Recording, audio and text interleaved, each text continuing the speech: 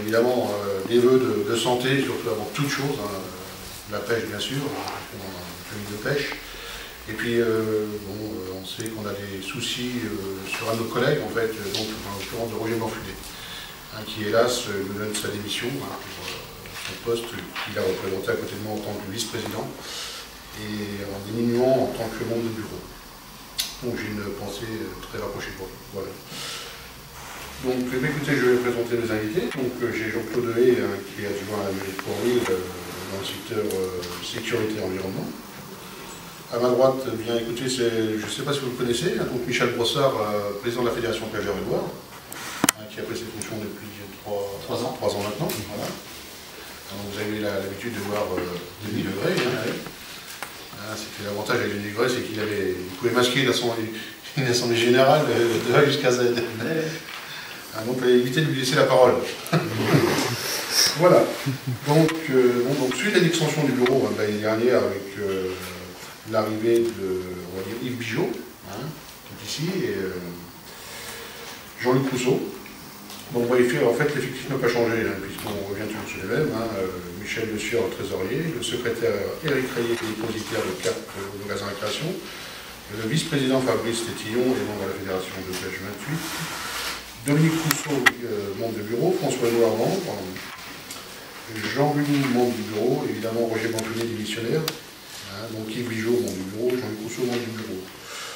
Et donc moi-même, président de la société de pêche. Donc dans nos gardes, nous avons Patrick Boulou qui est présent, et j'ai des excuses de Robert Prévost qui a des problèmes de santé aussi. Donc nous avons toujours nos deux vérificateurs au fond, donc il y a John de Grépuski qui s'excuse de ne pas être là, et Jean-Alain Girard qui doit être en rééducation. Donc vous voyez que la société est vachement boiteuse aujourd'hui. Il est rentré ce soir. Il est rentré, on va tomber pour lui. Donc voilà, donc pour en finir, je vais vous dire la lettre de M. Blanc-Funet-Roger, donc 7 rue des Alouettes, 2890 à Fontaine-les-Villons.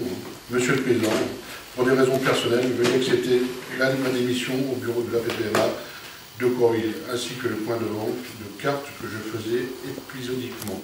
Roger Blanc-Funet, le 29/11/2011. Donc, problème de santé. Je pense que vous comprenez tous. Hein. C'est une personne qui est très près de nous, hein, puisqu'on a œuvré des années ensemble, qui nous a apporté beaucoup de choses. Et c'est pour ça que je tiens à le garder en mémoire.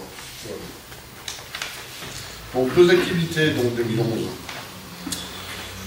Donc, évidemment, donc, on a eu l'avinage, un truite arc-en-ciel en rivière le 11/3/2011, l'ouverture de la truite le 12/3/2011, endurocarpe sur les noyaux le 18/19/20, 03/2011, l'ouverture des comptants le 2/04/2011, concours de truite des comptants le 24/04/2011, concours des jeunes l'étang des comptants le 25/04/2011, ouverture du carnassier en rivière le 01/05/2011, alvinage truite fario le 07/05/2011, concours de truite sur les comptants le 19/06/2011, alvinage truite arc-en-ciel à rivière le 02/07/2011, endurocarpe le 08/09/10/07/2011, un deuxième endurocarpe le 09/10/11/09/2011, alvinage blanc et carnassier le 19/11/2011. Mais ça, c'est une date que je prends un petit peu. Donc ça, c'est selon la disponibilité de notre distributeur. Voilà. Et donc l'Assemblée Générale aujourd'hui, le 27/01. Voilà. Alors donc, nos travaux, donc c'était la réfection totale de l'ossature du Barnum en début d'année, puisque le Barnum avait souffert suite aux dégâts tempêtes qu'on avait eus. Donc on a refait une ossature renforcée, on va dire, changer quelques pièces de charpente sur l'ossature du Barnum. L'entretien des plans d'eau, bien sûr, toujours, c'est une priorité. Donc à savoir que les comptants et les gaudions sont pris à quasiment à 100% par la société et surtout nos bénévoles, que je tiens à féliciter, à remercier beaucoup, parce que sans eux, ça serait des heures et des heures à passer. Donc tous ces travaux sont quand même pris en charge à 50% par la Fédération de pêche. Le petit nouveau et l'étang des canaux sont pris à 100% par le service technique de la ville de Pont-sur-Eure. Merci monsieur Yves, puisque tu œuvres aussi sur ces plans d'eau. Donc c'est vrai que c'est comme deux plans d'eau qui nous libèrent de ces tâches. Donc on a organisé tous les bénévoles. Donc le bureau a participé à différentes réunions, hein, donc le 9 avril à la GR Chartres, le 28 mai finale des jeunes à Auneau, donc 4 jeunes étaient représentés pour Covid-sur-Eure. Le 28 juin, alors donc ça c'est avec monsieur Daniel Laurent, donc ça c'est toi, tu peux en parler un petit peu? Oui, donc Daniel Laurent, rédacteur en chef d'un magazine trimestriel qui s'appelle Pêche au cou Magazine, je ne sais pas s'il y en a qui connaissent. Donc c'est un revue trimestriel et donc il est venu faire un reportage sur Courville, sur la pêche à Courville. Et donc on a fait notamment pêcher les pêcheurs sur l'étang des Goyons avec reportage, prise de poissons, photos, etc. Et donc cet article, alors c'était un article 4 points en Eure-et-Loire, donc c'est plus pour une vision globale de l'Eure-et-Loire. Et donc ça devrait paraître courant 2012. Donc c'est pas paru, il y a le premier trimestriel qui est sorti là au mois de décembre. C'est pas paru là, donc ça devrait être le prochain. Finalement, c'est prévu pour l'ouverture de la truite, de façon que ça puisse faire. Pour le prochain trimestriel, Donc, si je me souviens, c'est des personnes que j'ai rencontrées avec toi, Lily. Tout à fait. D'accord, ok, excellent. Donc le 10 septembre, concours inter-APPMA à Meaux, 23 représentants ont représenté la société, enfin le bureau. Le 6 octobre, réunion de secteur à Chartres, c'était Fabrice qui représentait les pêcheurs, Courvillois, enfin le bureau, c'est toujours pareil. Le 5 novembre, l'AG, la fédération à Chartres. Et donc, on assistait avec Michel Lessueur à diverses réunions qui est sur l'état et la qualité de l'eau sur Courville, donc c'est une réunion publique d'information. C'est une étude en fait qui constitue, on va dire, l'écologie sur la commune de Courville-sur-Eure. Donc je lis, c'est des textes que j'ai repris. Donc la direction cadre européenne sur l'eau, la DSE, fixe des objectifs ambitieux pour la conservation et la restauration du milieu aquatique afin d'atteindre un bon état des eaux pour 2015. Donc ça nous laisse quand même plus qu'on va dire, grosso modo, 3 ans pour une bonne qualité, ou améliorer surtout. Donc la municipalité a demandé l'appui du SIAM afin de trouver des solutions à ces problèmes récurrents. Donc le groupement de bureaux études Sauvéa et la Biotope. Alors les organismes, donc il y a le SIAM, le Conseil général d'Eure-et-Loire, la direction départementale des territoires d'Eure-et-Loire, l'Office national de l'eau et du milieu aquatique, la Fédération de pêche d'Eure-et-Loire, le bureau d'études, donc Sauvéa, et le bureau d'études Biotope. Donc ça c'est Michel, on a dû faire une réunion ensemble. J'ai fait la 3e, et puis un état des lieux sur le secteur Courville, piscine, Nil, déviation, rocade. L'albinage, alors l'albinage pour l'année 2011, alors truite arc-en-ciel 400 kg, fario 200 kg, garde 300 kg, brochet 150 kg, tanche 60 kg, fingerling 1000, enfin 1000 fingerling ont été déversés, donc à savoir qu'on est subventionné à 35% par la fédération. Donc ça rejoint notre plan de gestion. Ça, on est parti depuis, ça va faire la deuxième fois, on a renouvelé on a commencé en 2005. Voilà, donc on est reparti 2011-2016. Voilà, donc la fédération, sur le plan d'eau des Gaulions, a déversé donc 300 kg de gardon, sur le plan d'eau des Contents, 100 kg de gardon, 1 kg de brochet, 15 kg de tanche. Alors les projets pour l'année 2012, donc les dates à retenir.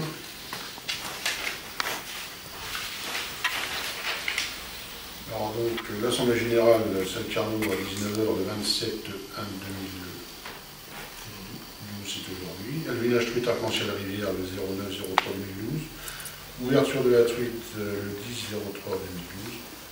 Enduro Carpe Gaudion le 16/17/18/03/2012. Ouverture de l'étang des Contents le 07/04/2012. Concours des jeunes l'étang des Contents à 9h le 22/04/2012. Date à confirmer, selon les dates en temps, même petite chose. L'ouverture des carnations en rivière, le 01/05/2012. Alvinage truite fario rivière, le 05/05/2012. Enduro Carpe les Gaulions, le 06/07/08/07/2012. Enduro Carpe les Gaulions, le 06/08/09/09/2012. Alvinage blanc et carnassier, le 17/11/2012, donc ça c'est pareil, date à définir. Donc l'Assemblée Générale, Saint-Carnot, dans un an, 19h, le 25/01/2013. Alors, les projets. Alors, nos projets, bah, bien sûr, c'est dans un premier temps, c'est continuer notre plan de gestion. Hein, parce que ça, c'est une chose qui est à cœur. Parce que ça fait. Je suis là, moi aussi. Donc c'est vrai que c'est un guide et qui est très bien. Donc oui, tout à fait, il faut en parler. Continuer donc les entretiens de nos berges pour donner un bon accueil à nos pêcheurs. Alors la réflexion des tables, pique-nique, mettant des contents, donc ça va être des travaux qui vont être à faire éminents, ça va être, je pense, début, première quinzaine de février. Donc on a des planches, on a des choses, on est fiers de le faire. Donc les travaux envisagés, par contre, ça je me tourne un petit peu vers Monsieur le Président de la Fédération, c'est sur les blocs sanitaires, les temps du content. Alors, bon, hélas, on a trop de choses de dysfonctionnement à ce niveau-là, à ce jour. C'est que déjà, avant de faire quoi que ce soit comme travaux, j'aimerais, entre guillemets, qu'on puisse récupérer le compteur d'eau potable dans la propriété. Parce qu'au jour d'aujourd'hui, ce compteur-là, il est situé à côté de la maison de retraite de Courville, en bordure de route. Et donc il y a peut-être un problème d'étanchéité, de fuite, des choses comme ça. Non, c'est pas ça, c'est que même nous, il est quasiment impossible de pouvoir aller relever le compteur. Au niveau sécurité, on est en bordure de route, on m'a dit que tu connais,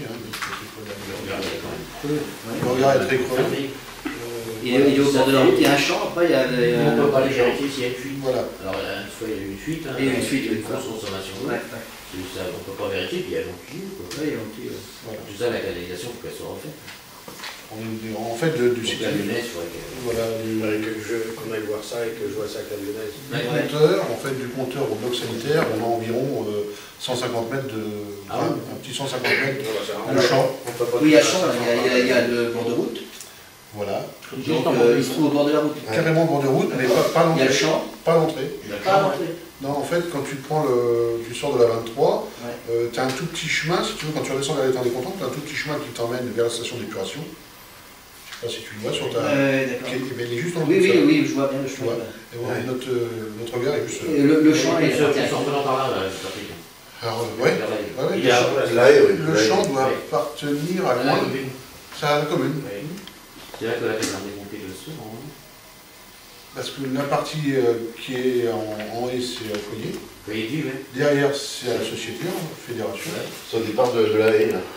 Ok. De toute façon, il faut longer la route. Voilà. Et puis après, reprendre tout le départ. Je pense qu'il faut voir ça avec la commune.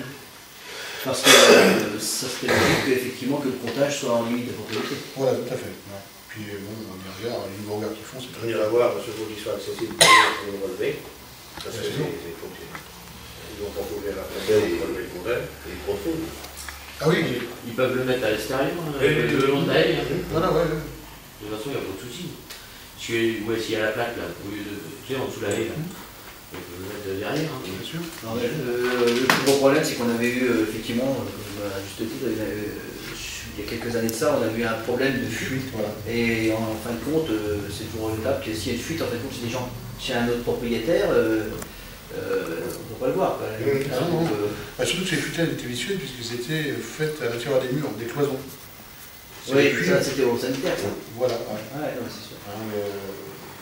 Non, mais pour que ce soit logique, il faut On ira voir ça et puis je prends un rendez-vous avec la Lyonnaise. Et donc, le deuxième problème qu'on rencontre très fréquemment, en fait, c'est des remontées de la station d'épuration de nos sanitaires. En fait, on peut se retrouver du jour au lendemain avec 10 cm en fait, de rejet de la station, qui, évidemment, qui c'est comme musique. C'est pour résumer, voilà, c'est deux choses-là. Il y a un problème de niveau, quoi. Je pense qu'il y a des refoulements, si tu veux, quand on a des grosses crues, des gros orages. Parce qu'en fait, sur la parcelle qui a été achetée, je ne sais pas à quelle époque, mais enfin, qui appartient à des pêcheurs, on a toute une canalisation d'eau usée, on a un collecteur qui va directement à la station d'épuration. Et quand ce collecteur se met en charge, la seule sortie, en fait, c'est nos sanitaires. D'accord. Donc ça remonte. Là, c'est pareil, il faut qu'on voit ça ensemble, puis faire venir le fermier qui est la société STGS. Ouais. Voir s'il y a une solution à ça. Ils sont au courant. Non, justement, si je veux faire monter, ça va peut-être aller plus. Ça va tout contrôler, une fois on a tout ouvert. On a tout contrôlé, tout ouvert. Il y avait vraiment un... Ah oui, on voyait sous les plaques, carrément, les Il y a un problème de fond ou pas? Je pense que c'est la sortie sur le Sarfo, oui, Une surcharge. une surcharge. Quand le responsable sera là, parce qu'il y a le feu et demi qui est branché en même temps. Bien sûr. Alors le problème c'est ça. Une surcharge, c'est ça. Ce feu et demi, il bouge en même temps.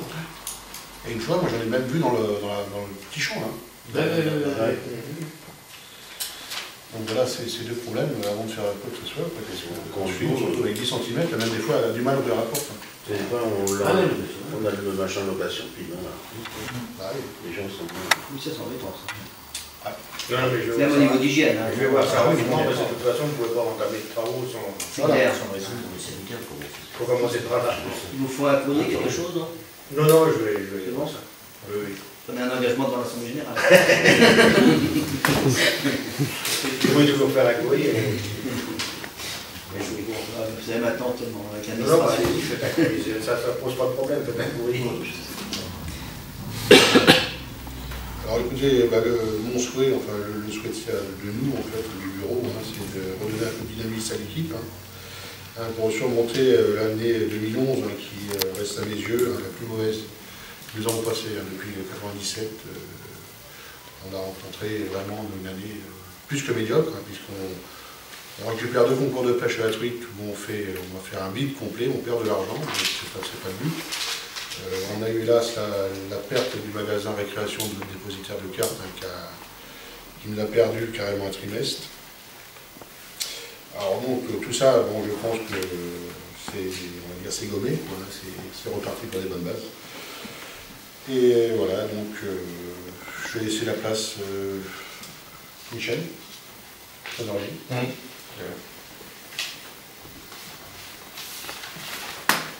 Bon, puisqu'il vous a dit que ça s'était pas très bien passé, je vous dis comment. C'est simple, si on regarde depuis par exemple 2007-2008, la date de création des cartes des femmes par exemple, on a perdu 50% des femmes. Si on additionne les majeures et les interfédérales, on arrive à 269 adultes allant à la pêche, alors qu'en 2007 ils étaient quand même 415. Les mineurs en 5 ans sont passés de 61 à 28. Et la seule chose qui a monté, c'est la carte des découvertes, qui sont passées de 20 à 88. Donc, et les journalières qui sont stables. Donc il y a une perte flagrante. Si on regarde ce que peut rapporter à la PPMA, franchement au club de Courville, ce qui reste quand on a vendu 6 cartes femmes, 54 interfédérales, 2 égaux, 2 timbres égaux, 226 majeurs, 28 mineurs, 15 journalières, 88 découvertes. On a un profit de 6 585 €. Si on additionne les garderies, les frais au comptant, c'est savoir de l'entretien, de la régie, l'électricité, les assurances, et puis les 3 gros adminages qu'on fait, je ne parle pas des trucs qui sont mis les jours du concours de pêche, je parle des trucs qui sont mis en rivière, l'albinage de fin d'année, Patrick vous disait que la date vous changez assez souvent, et les fingerlings, et ces frais-là, ça revient à 6 584 €. Je vous ai parlé de 6 585 € de recettes. C'est donc, c'est très juste. Quand en plus de ça, il vient se rajouter des concours, alors une ouverture du comptant, je vois qu'elle est maintenue, mais si l'ouverture des comptants est maintenue, l'année dernière, on a donc fait 90,50 € le matin de recettes, puisque j'en vois pas mal qui viennent faire l'ouverture des comptants. Seulement, le manger nous avait coûté 103,50 €. Et encore, j'ai pas additionné le détail des boissons, puisque ça faisait partie un peu aussi de l'Assemblée générale. Mais disons qu'on mange de l'argent à l'ouverture des comptants. Les deux concours de truites, alors je parle des concours, c'est-à-dire vos inscriptions, la mise à l'eau des truites, et ce que l'on redonne en enveloppe gagnante, pour les pêcheurs qui ont gagné. Le premier concours, on a donc perdu 32,20 €. Le deuxième concours, on a perdu 277,20 €. On fait un petit peu à manger, on fait de la brasserie. Sur les 2 concours, je n'ai pas le détail pour chaque concours, mais j'arrive à un total de perte sur les 2 concours de 217,42 €. C'est-à-dire qu'on a travaillé deux week-ends pour perdre 5 à 600 euros. Alors il y aura sans doute un problème, il faudra que le bureau prenne des décisions quant au concours, hein, parce que c'est pas facile à supporter. Un seul point lumineux, enfin à moitié, j'ai fait, c'est pareil, un petit tableau entre 2007 et 2011. La vente des cartes suit la vente des cartes qui baisse aussi, puisqu'on avait 710 pêcheurs à l'étang des comptants. En 2007, on en a eu 345 cette année. Les locations, par contre, elles ont changé. On était à 213 euros en 2007. Nous sommes à 835 euros cette année. Je vais même vous demander de remettre à Laurence, parce qu'on n'était pas d'accord sur les chiffres. Ah bon. Et j'ai fait la remise, voilà. Et je suis d'accord avec elle au téléphone cette heure-et-demie. Et c'est arrangé alors. Donc elle l'attend. Oui, elle attend le chèque et on était d'accord. C'est-à-dire qu'elle avait déjà 10 ans de pain en conversation, on s'était pas compris. D'accord. Voilà. Donc il n'y a que la location des comptants qui amène un petit peu. Tout le restant, il faut tirer un petit peu le signal d'alarme. C'est le bureau qui décidera des concours et de l'ouverture des comptants, si ça doit se passer. Au 31 décembre 2011, il y avait donc une caisse. Depuis 2007, elle est d'1,60 €, je vais la supprimer. Un dépôt au Crédit Mutuel de 14,68 € que je viens de remettre sur le compte courant, parce que c'est pareil, c'est des lignes qui traînent depuis longtemps. Il y avait au compte courant du Crédit Mutuel 1049,04 € et la caisse d'épargne a toujours 9027,39 €. Voilà. Disons qu'il faut faire attention à tout ce qu'on organise comme activité, quoi. Là, nos concours de l'année dernière, c'était catastrophique. En plus de ça, on a acheté des lots cette année. Ah oui, dans les... On a mis 500, plus de 500 euros. On a 521,39 €, oui. Qu'avant, on n'avait pas. De l'eau, oui. Ah oui, mais les gens ont moins d'argent pour venir au concours et les commerçants donnent moins de... C'est de plus en plus sollicité, donc c'est la peau de chagrin. Donc, ça se voit bien. De toute façon, quand on voit l'augmentation des cartes découvertes, on voit bien, et la diminution des gens qui prennent leurs cartes à l'année. On voit bien qu'il y a toute une catégorie de gens qui peinent à venir à la pêche, quoi. Est-ce que c'est Le budget financier? fonctionnement annuel, il est de combien? 6 000 et quelques, Il est de... Non, en recette, cette année, on était à 20 000. On était normalement 23 000, 24 000.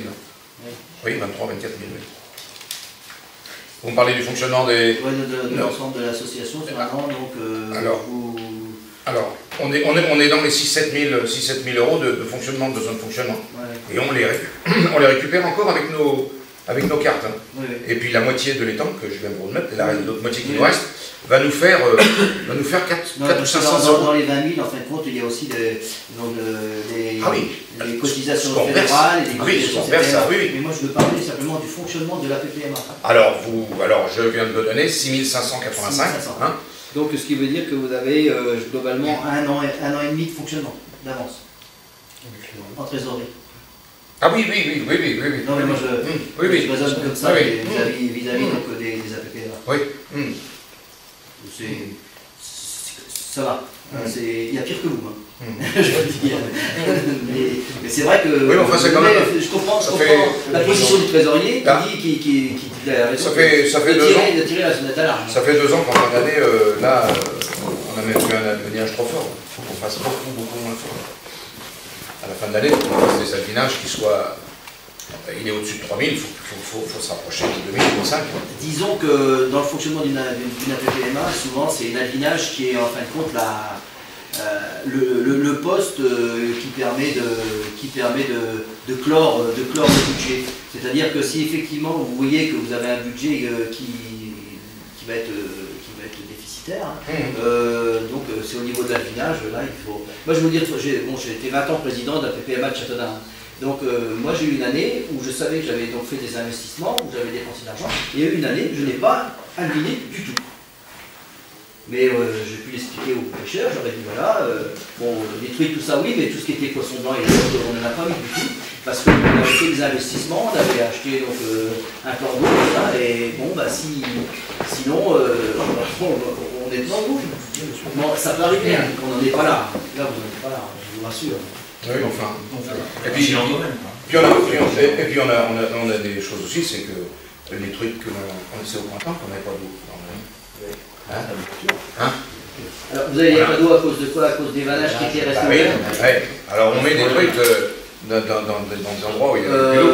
Pourtant, dans l'arrêté d'ouverture des vannes, normalement, les vannes devaient être refermées une semaine. Une semaine avant le l'an dernier, mais partout à la Chine, on a eu le problème qu'ils avaient laissé ouvert. Ah oui. Il y a des secteurs, malgré tout, ça peut être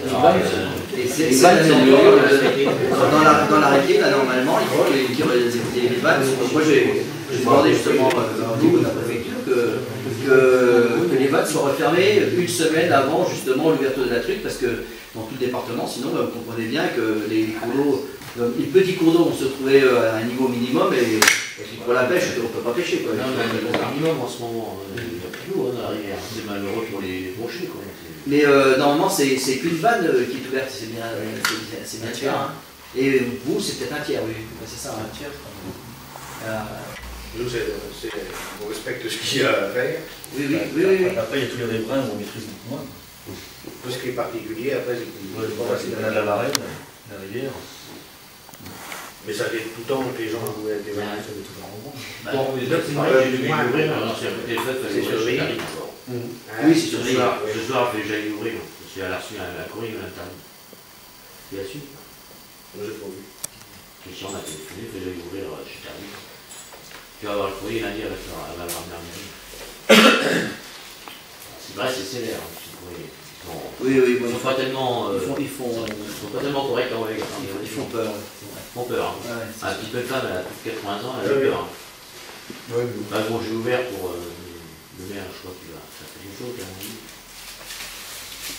Parce que dans l'ouverture, bon, je voudrais que je reprenne l'arrêté, mais pour vous, c'est une ouverture complète ou c'est parce qu'il y a différents niveaux Non, c'est une ouverture complète, mais la rivière, il faut que ce soit évalué.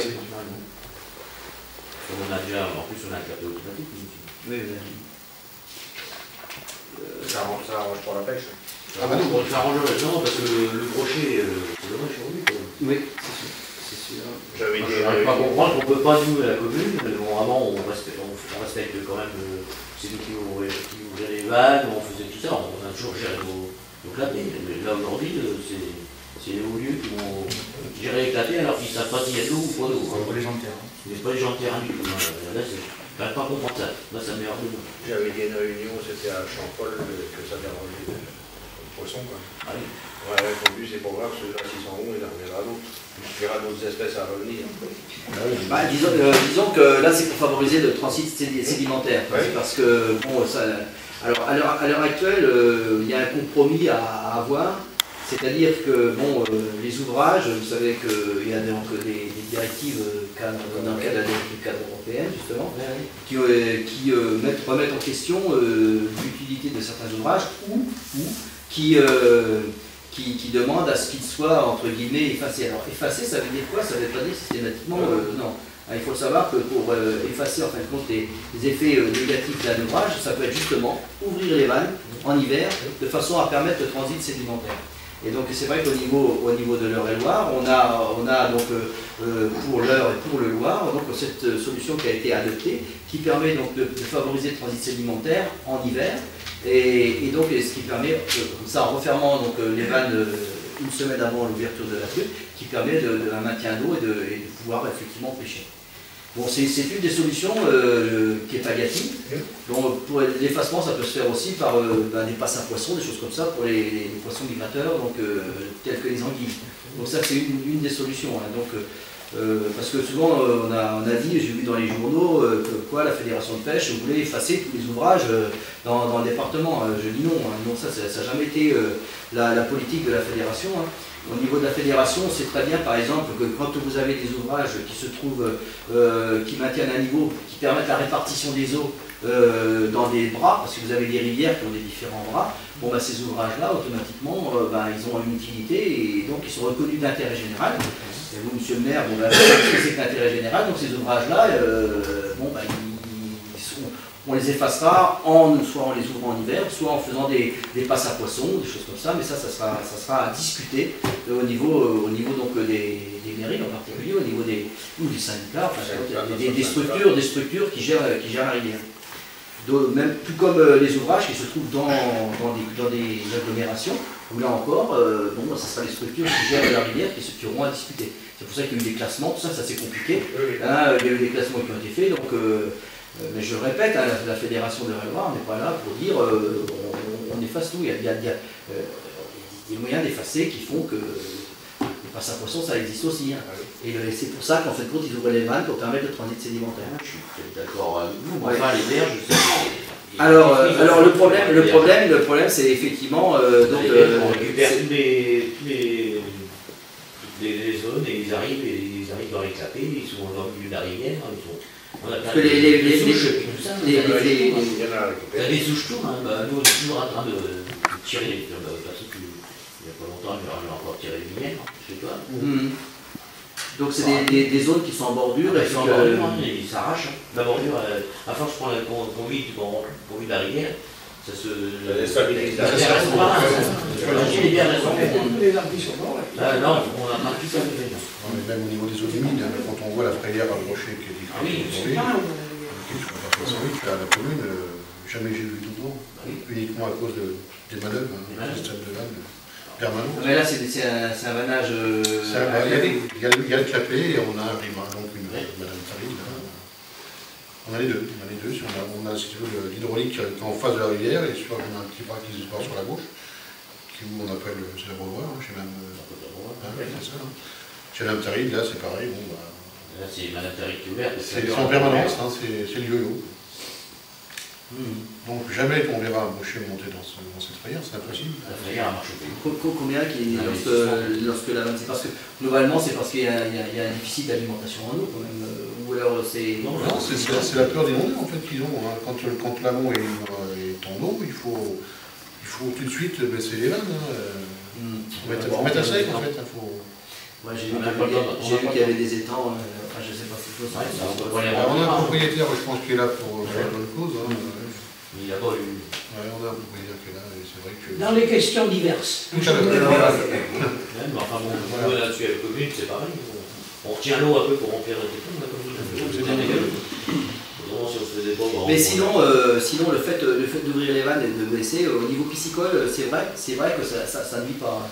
Nous, il y a des endroits, notamment pour la truite et autres, on a des bonnes comportements, on va voir de la reproduction de truite sur certains cours d'eau, même s'il y a peu d'eau. C'est pas la hauteur d'eau qui fait qu'il y a plus ou moins de poissons. Ça, c'est un peu l'idée que l'on a au niveau de certains. C'est vrai que s'il y a plus d'eau, là, On n'a plus d'eau. J'ai vu de la mortalité, j'ai pas pris de photos, mais j'ai vu des assiettes complets avec des poissons morts sur les pieds. Je pense qu'il faudrait voir au niveau de la commune pour voir ce qui est possible de faire. Soit simplement d'ouverture partielle ou. On a fermé hier, aujourd'hui la dame a reçu un papier pas de l'ouvrir, par laquelle il fallait l'ouvrir en l'ouvrant. Ouais, c'est parce qu'ils appliquent. On a toujours des gens pour surveiller ce qu'on fait. Oui, je sais, c'est l'ONEMA qui. On connaît notre travail. Donc on va poursuivre un petit peu, Eric. Il y a un moment qu'elle l'a reçu, Mme Taride, hein, parce que moi je l'ai appelée il y a une dizaine de jours, elle l'avait déjà eu. Quelqu'un était venu la voir et qu'elle était susceptible de 5 000 € d'amende. C'est différent. Mais il y a un moment que c'est en cours. C'est nous qui surveillons son clapet, c'est pas. Exactement, c'est ce qu'elle m'a dit. Elle m'a dit c'est la commune qui en a. Je l'ai rassurée d'ailleurs, parce qu'elle était un peu affolée, elle était dans le tarif.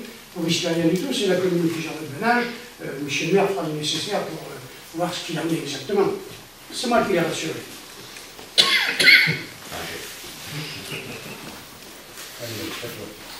Bien, je ne vous donnerai pas lecture de nos réunions, puisque tu l'as fait juste avant moi, et de toute façon j'ai plus de cahier, parce que malheureusement il est parti dans l'incendie, donc on va en remettre un en route. J'ai juste 2-3 petites choses à vous dire. J'ai fait une petite enquête qui est assez rigolote sur 54 cartes vendues, pardon. Il se trouve que sur 50 cartes vendues, il y a 25 cartes qui sont accompagnées de l'achat d'autres cartes. Sur ces 25, il y a 25 cartes, en fin de compte, c'est des gens qui pêchent en famille. Et qui vont plutôt pêcher donc, en plan d'eau, en étang. Et il y a 10 pêcheurs sur ces 25, s'ils sont seuls, qui vont plutôt pêcher en rivière. Ça fait beaucoup quand même, 25 qui pêchent en famille. Il y a 18 cartes sur ces 50 qui sont vendues et qui vont uniquement pêcher en rivière. Il y a un potentiel rivière qui est un peu plus important qu'il ne l'était avant. Il y a 5 cartes qui sont vendues sur 50. C'est plutôt des pêcheurs sportifs qui pêchent plutôt la pêche de nuit. Et il y en a 2 autres, donc sur 50, qui pêchent uniquement en vacances.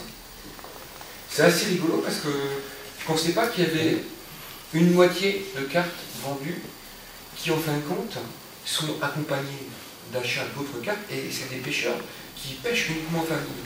Par contre... C'est des interfédérations? Non, c'est des cartes à 70. C'est pas des interfédérales. C'est des gens qui pêchent tout département. Par contre, pour les femmes, quand elles accompagnent leur mari, elles prennent plutôt une carte à la journée, voire pas de carte. Voire pas de carte. C'est quand même étonnant, tu vois. Il y a des femmes qui pêchent en carte. Ou plutôt une carte à la journée. Mais par contre, moi, ce qui me fait plaisir, c'est que il y a 10 pêcheurs, lorsqu'ils sont tout seuls, sur ces 25 qui vont plutôt en rivière, et il y en a 18 qui pêchent uniquement en rivière. Ça ne va pas. C'est des gens qui préfèrent la rivière plutôt que l'étang. J'ai noté que la frayère ne servait à rien, donc ça tu en as parlé, il n'y a pas de souci. Là où il y a un gros problème, c'est qu'il y a une disparition des pêcheurs de 18 à 25. Tout simplement parce qu'ils sont étudiants encore pour certains, et que 70 € c'est trop cher. Il serait sympa d'avoir une carte qui permette de pêcher sur présentation d'une carte étudiant jusqu'à ce que l'enfant ne soit plus étudiant. Hein? Oui, parce que là, il ne faut pas se plaindre s'il n'y a plus de pêcheurs. Il y a bien d'autres structures qui le font avec cette carte. La carte étudiant, quand tu es étudiant, le garçon qui a 2 enfants ou qui a 3 enfants en études, 70 x 3, les gamins ils prennent plus la carte. Voilà, ils prennent plus la carte, hein, il y a l'appartement, il faut manger, il y a le train à payer. Et bien il y a une disparition des pêcheurs de 18 à 25 qui est assez flagrante, parce que très souvent ils sont en études. Et il est dommage qu'il n'y ait pas une extension de la carte jeune là, jusqu'à en fin de compte. 25 ans. Je fais les études, hein, mais la carte d'étudiant, c'est 15 € et c'est pas 70. Vous êtes le seul à l'avoir réclamé, ça. Ouais, c'est. J'ai entendu, c'est vrai que pour quelqu'un de 19 ans, je veux dire, qui a fait vos études, 70 € c'est un 5. Il y avait bien des avantages en temps avec le service militaire. C'est comparable. Il y a une autre petite chose qui m'interpelle, c'est la vente des cartes sur Internet. On a voté, nous, en réunion, pour, puisqu'on ne peut pas aller contre. Ce qui m'interpelle fortement, c'est la possibilité de pouvoir prendre un duplicata. Et aujourd'hui, je pense que la délivrance des cartes par Internet n'est pas du tout sécurisée. Je pense que le fait de pouvoir prendre un duplicata à volonté fait que ce soir, je peux donner une carte Ego à toute la salle. Enfin, pour tous ceux qui vont avoir entre 40 et 43 ans, et puis je peux encore en faire d'autres, on change Oui, juste mais la enfin, photo. bon, quand même. Non. On a quand même. Eh ben, vous mettez une photo. J'ai 43 ans, moi aujourd'hui je m'appelle monsieur. Qui est là. Et vous me demandez quoi? Non, mais donc ce qui va se mettre en place au niveau de. Pour l'instant, c'est vrai que pour l'instant, c'est pas encore. Non, mais tout à fait. il faut être logique. Et je peux vous dire qu'aujourd'hui, il en circule, j'en ai vu. Il en circule avec des photos. C'est pas le personnage qui est dessus qui a pris la carte. Et je peux vous dire qu'il y a des garçons aujourd'hui qui vont pêcher avec ce type de permis-là, avec une photo rapportée, et c'est pas du tout sécurisé. Pas du tout, du tout. Il y a même autre chose, on en parlera, Oui. parce qu'il y a d'autres choses qui circulent. Oui. Donc au niveau donc, du contrôle de ces cartes de pêche, ce qu'il y a, vous avez le flash code qui se trouve ici. Donc c'est vrai que les gardes, pour l'instant, c'est en cours de mise en place. Avec ce flash code là, donc c'est vrai qu'il faudra avoir un téléphone genre de nouvelle génération là, et donc avec un logiciel spécifique. Et lorsque l'on va, je vais dire, photographier donc ce flash code, ça vous donnera le nom de la personne et sa date de naissance. Donc, parce que moi je l'ai fait, j'ai aussi cette carte-là, donc on l'a fait donc avec. Et il y a aussi une autre moyen de contrôle, c'est que vous avez un numéro d'adhérent et avec le numéro, donc avec un numéro de téléphone et un SMS, vous interrogez donc l'organisme qui donne des cartes de pêche et ça va vous permettre d'identifier la personne qui est dessus. Moi je vous dis chapeau et puis je vous souhaite du courage parce que, et puis le coût de cette installation par rapport à une vente normale chez un détaillant, moi ça m'interpelle. Est-ce qu'il est aujourd'hui vraiment utile de vendre des cartes sur internet plutôt que d'emmener des pêcheurs et d'amener des pêcheurs chez des détaillants qui sont en voie de disparition?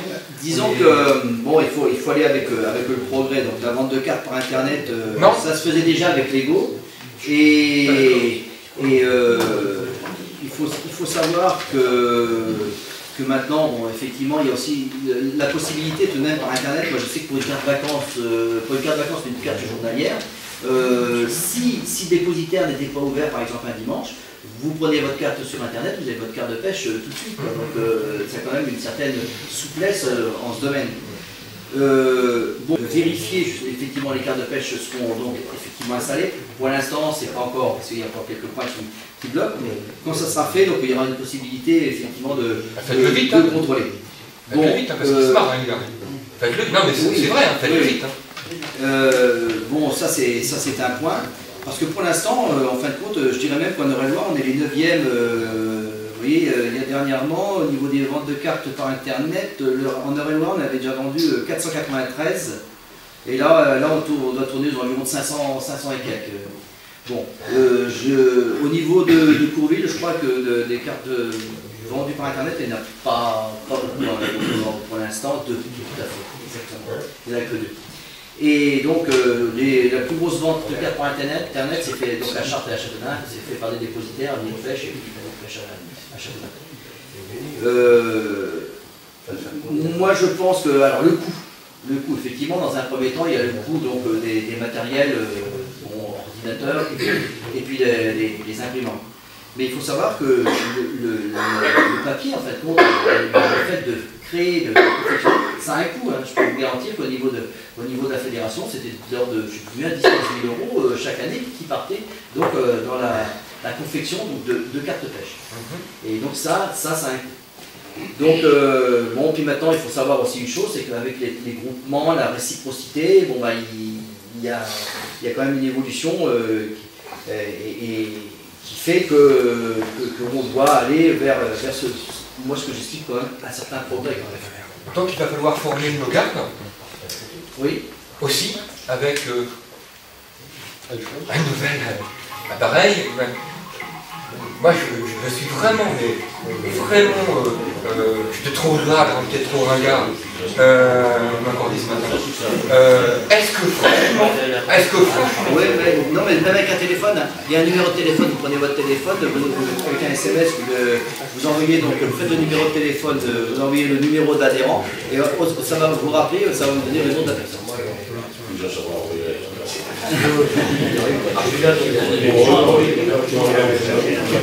Non mais moi, ce qui m'interpelle, là où je suis très surpris, c'est qu'on aurait des rivières super propres, on aurait des poissons dans nos rivières, qu'on passe à ça, je suis d'accord. Moi, le coût de ça, quand je vois ce qu'il y a à faire autour, ben, moi je suis pas trop d'accord. Et c'est pour ça que j'étais contre ça, j'ai voté pour, je vous rassure, parce qu'effectivement, je me fie toujours à la majorité, je suis pas un garçon qui raconte une majorité, mais il y a tellement à faire avant de faire ça, et en plus c'est pas sécurisé. Je peux vous dire que, enfin moi je le souhaite pas, mais je peux vous dire qu'ils s'en promènent, et les gars rigolent, Des cartes qui sont falsifiées, donc. Mais bien sûr, bien sûr. Les champions d'Internet, ils ont déjà bossé. Oui, c'est sûr qu'il y aura toujours, c'est comme les cartes bancaires, mais bon, pourtant, bon, vous avez un filigrane avec le nom de la personne qui va aussi qui se trouve imprimé sur la photo. Mais nous, on ne peut pas délivrer un duplicata, vous vous rendez compte? Et aujourd'hui, on appuie sur un simple bout, on fait des photocopies couleurs, vous en faites 10, vous en faites 15. Et vous mettez une photo, tous les pêcheurs qui ont entre 40 et 45 ans, demain ils vont pêcher dans tout le département limitrophe. Et nos gardes, Patrick, nos petits gardes à nous là, ils voient ça, là. Je l'ai pris sur internet, monsieur. Ouais, ben c'est bon, vous avez. Ben c'est bon, ouais. Non, mais il faudra vérifier. C'est super important, c'est hyper important. Là, vous allez peut-être gagner dans un premier temps de l'argent. Oui, je peux vous dire que c'est vraiment bien. Oui, La carte d'identité, elle n'est pas obligatoire, il n'y a aucune mention en plus sur le truc qui dit que la carte d'identité doit accompagner cette carte. c'est marqué du moment qu'il y a une photo, la carte d'identité n'est pas obligatoire. Oui, dès l'instant qu'il y a une photo, la carte d'identité n'est pas obligatoire. On peut mettre n'importe quelle chose. Oui, mais enfin bon, si vous avez la personne, il y a un nom dessus, normalement. Ah non, c'est la carte. Soyons sérieux. Quand on fait le code, là, ça vous donne le nom de la personne. Donc là, on ne dit pas qu'on va changer de nom, on change juste la photo. Quand vous vérifiez pas l'identité, c'est lui. Bah oui. Comme les plaques. Ah, moi je voulais pas le voir, personnellement je voulais pas le voir. Voilà. Comme les plaques L'identité, on change la photo. Vous avez les filigranes dessus. Hein. Oui, mais vous n'êtes pas obligé, on n'est pas obligé de sortir une carte sans photo. À ce moment-là, il faut avoir une carte, faut avoir une pièce d'identité. Avant, on peut en coller. Non, si on voit une carte comme ça avec une carte collée dessus, là il y a un problème. Là vous faites ça, on voit très bien qu'il y a quelqu'un qui a rajouté quelque chose. Non, les cartes par internet, il n'y a pas de photo collée dessus. Le filigrane de la photo? Oui, non, mais si quelqu'un vous présente une carte comme ça, avec une photo collée dessus. Ah oui, d'accord. Ah non, mais filigrane, on l'a déjà fait, c'est un problème. C'est possible, mais de toute façon, il va y avoir. Il y en a qui vont tomber.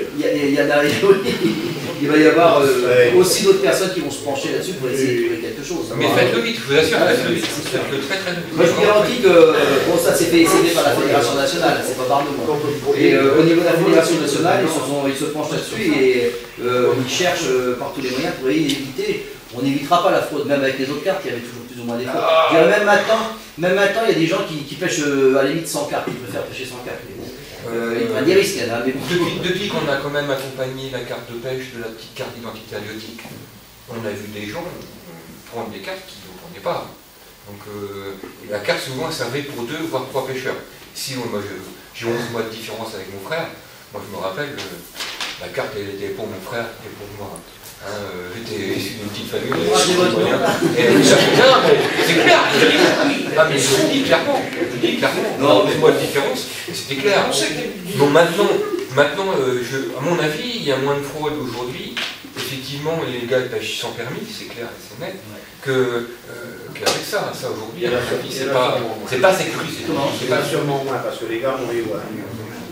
Alors, il y a des secteurs aussi, il y a pas mal de gens qui pêchaient sans droit. Mais à Covid, on les voit assez souvent. Ouais, le CFS. Je vais vous leur donner ça, vous allez voir. Ils vont regarder. Mais je pense pas qu'ils n'ont pas d'eau. Non, mais eux, ils ont les iPads, là, les téléphones, là, ils ont juste là. Faut pas jouer avec Après, le Ouais. en blanc ici. Il photographie ça, ça vous donne le nom, la date de naissance de la personne. Moi ils l'ont fait, parce que c'est un collègue qui me l'a fait, et on voit tout de suite. Donc, en plus, nous, on a la possibilité, même s'il y a un doute, si le garde a un doute, il y a la possibilité au président, donc il y a la possibilité d'aller voir et puis d'interroger la base pour pouvoir savoir si cette personne-là a vraiment pris une carte de pêche. Ça, on le sait. Vous vous rendez compte de la manip qu'il faut faire?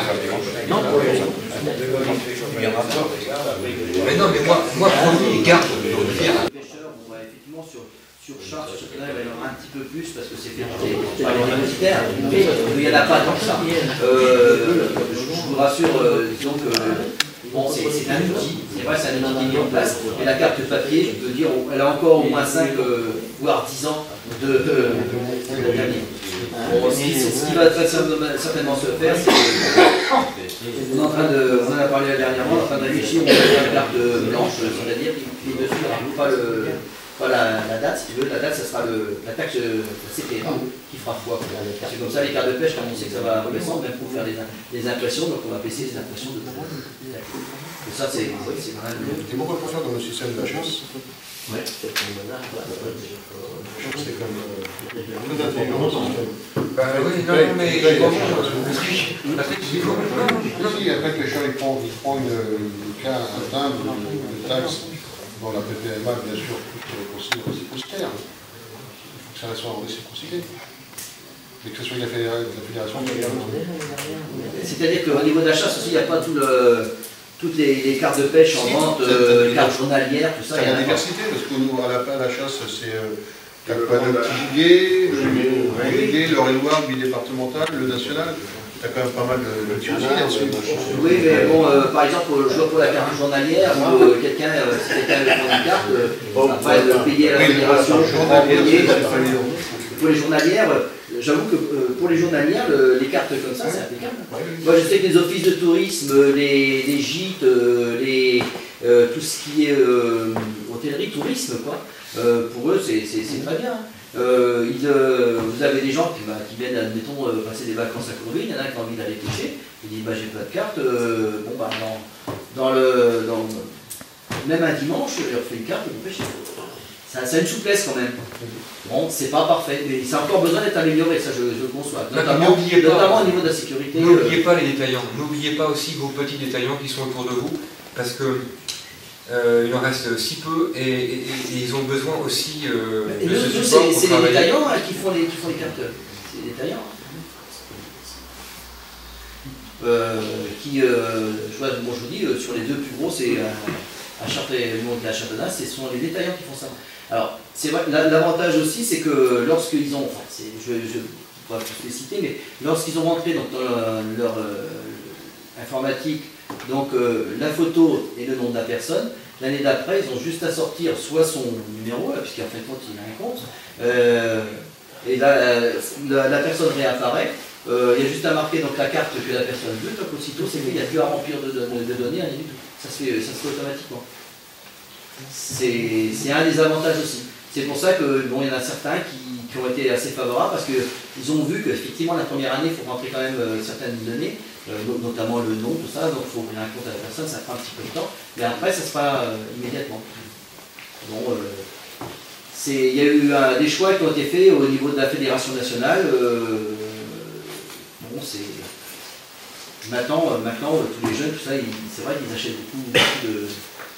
Puis ça, je me dis, c'est le dépositaire qui peut en faire. Nous, on a quand même pas mal de dépositaires. Sur les talents des ventes de cartes de pêche, vous avez récupéré beaucoup d'adresses mail? Non, assez peu. Alors pourquoi mais voilà, assez peu. Moi, j'ai demandé à mes clients de me la donner. Ils me disent non, Eric, c'est pour le travail et la famille. Je veux rien d'autre. Et tu sais, quand je rentre, j'ai 25 ou 26 messages maintenant, ça me fatigue. Alors, c'est pour ça, je ne vais pas aller contre, puis c'est pas la conversation qu'on devrait avoir ce soir, c'est une autre réunion, ça. Mais demandez au pêcheur ce qu'il a besoin. Et vous allez être très surpris, très surpris. Ce qu'il veut le pêcheur, c'est prendre du poisson. Ces papiers-là, mais il en a. Et ces trucs-là, il en a ras-le-bol. Ce qu'il veut, c'est une rivière propre. Ce qu'il veut, c'est prendre du poisson, s'amuser en famille. Moi, je ne suis pas surpris. Quand on demande à quelqu'un, vous me donnez votre adresse, c'est personne une adresse mail, ça ne donne pas comme ça. Enfin, moi, on n'est pas. Je suis un gars qui n'a pas d'ordinateur. Et on s'aperçoit qu'en fin de compte, les gens, il y a du progrès, et vous avez raison, il faut le suivre, mais il n'est pas forcément là où on l'attend. Aujourd'hui, sur 50 pêcheurs que j'ai là, il y en a plus d'une moitié qui pêchent en famille et qui ont envie de prendre du poisson et qui en ont. Mais on s'attache à développer. Moi, ça fait 20 ans que je suis détaillant à Corus-sur-Eure. J'ai jamais vu une enquête sur un petit morceau de carte à côté. Si, pour savoir si on veut faire de la pêche sportive ou si on veut faire un cours, ça c'est parfait. Qu'est-ce que vous désirez? Qu'est-ce que vous avez envie? Qu'est-ce qui vous ferait plaisir? Il y a eu des enquêtes qui ont été faites, au niveau national. Et justement sur les désirs et les souhaits, c'était sur l'avenir de la pêche en France. Il y a eu quand même des enquêtes qui ont été faites. Et c'est vrai, ces enquêtes ont mené justement à des analyses sur le terrain. C'est pour ça aussi que dans le cadre de ces enquêtes, je suis désolé de prendre la parole, on n'est pas aux questions diverses, mais au niveau de ces enquêtes, on a développé donc, des sites de pêche particuliers avec des différents parcours qui vont être labellisés.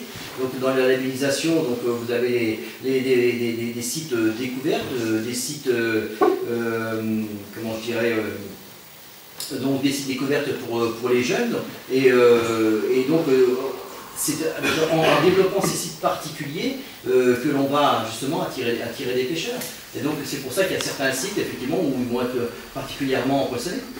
Il y a des sites familles aussi, justement on parlait de famille. Alors des sites familles qu'on va essayer de développer, ça va être par exemple sur certaines bases, il y en a une qui vient au niveau de Brou. Alors sur ces sites familles là, ce qui va être développé particulièrement, il va y avoir la pêche, mais à côté de la pêche, il va y avoir d'autres formes d'activités qui peuvent être du golf, des poneys, des choses comme ça, camping, des trucs comme ça. Et donc c'est pour faire des sites où tout le monde pourra trouver en fait une animation, une activité, un loisir, sans que ce soit spécifiquement la pêche. Donc c'est pour ça que dans le cadre du développement de la pêche en France, puisque c'est dans toute la France, il y a des sites comme ça qui vont être développés. Des sites passion aussi, c'est les trois principaux sites. Les sites passion, ça va être des sites, au Golion, là on est en train de développer la pêche donc, du black bass au niveau des Golions. Et donc là, on va plutôt passer ça dans un site passion, où là on va avoir des gens, on essaie d'attirer des gens sur une pêche bien particulière qui va être la pêche du black bass. C'est une pêche particulière, on a des gens maintenant qui sont très pointus au niveau de la pêche du hauleur, et il leur faut des sites comme ça. Je vois au niveau de Douy, on a développé aussi le black bass, et on a des gens qui viennent de la région parisienne et qui font des kilomètres pour venir pêcher le black bass.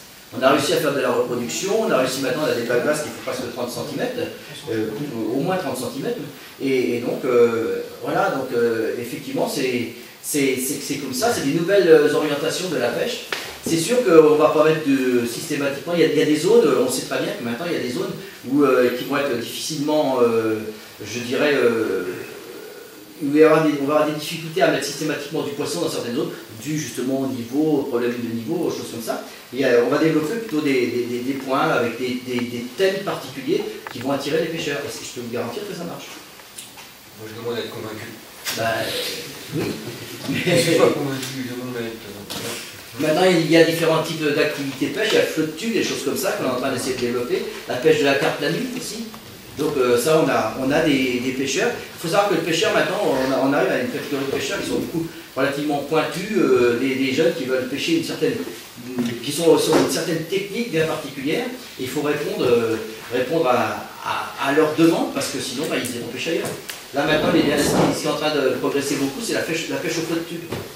Donc on est en train de voir, je vois qu'à Chartres, ils ont prévu donc, un calendrier, et au sein de dans ce calendrier, donc, il va y avoir des journées spécifiques pour le flotte tube.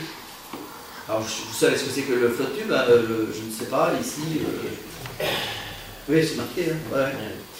Donc c'est une pêche particulière en fin de compte où ils ont comme un sel flottant, ils ont des palmes, et ils pêchent avec un lancer, ils pêchent au leurre, et ça plaît, ça plaît aux jeunes, qu'est-ce que vous voulez, c'est pour ça qu'il faut aussi penser au renouvellement des générations, penser à sortir en fait des techniques et des faire aux générations futures. Ouais, c'est pas rempli. Ah ouais, à Marbon, ils font ça. C'est assez marrant et puis apparemment, moi honnêtement je me dis, s'ils vont dans l'eau en ramant avec ça va faire peur aux poissons, non, ils vont très doucement, c'est vrai.